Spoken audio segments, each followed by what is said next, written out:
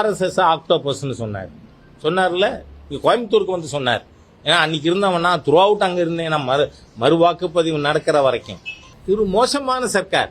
250 பேர் அங்கஹீனப்பட்டார்கள் மாமா மச்சான வாழறத. இந்த சம்பவம் நடந்தது எப்ப தெரியுமா? நான் சேகர் பாபு போன்ற அல்லேலுயா பாபுவுக்கு ஞாபகப்படுத்துறதுக்காக சொல்றேன். திரு கருணாநிதி CM இருக்கிறத தான் அந்த சம்பவம் நடந்தது. அந்த சம்பவம் நடந்த உடனே அந்த சம்பவத்துக்கு வருத்தமாவது தெரிவித்தாரா அன்றைய முதலமைச்சர்? இல்ல, RSS ஆக்டோபஸ்ன்னு சொன்னார்ல, கோயம்புத்தூருக்கு வந்து சொன்னார்.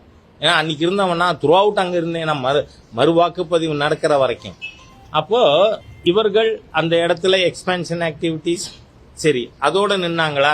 அங்கு மலை மீது தீபம் ஏத்துறதுக்கு கார்த்திகை தீபம் ஏத்த தடை எழுப்பினார்கள். அதனால அரசாங்கம் சட்டம் ஒழுங்கு பிரச்சனை வந்துடும். எப்படி காடேஸ்வராஜி ராஜாவெல்லாம் கைது பண்ண சட்டம் ஒழுங்கு பிரச்சனை வந்துருமா? மதுரை கலெக்டரோட ஜூரிஸ்டிக்ஷன் வெளியில இருக்கோம். இது மோசமான சர்க்கார்.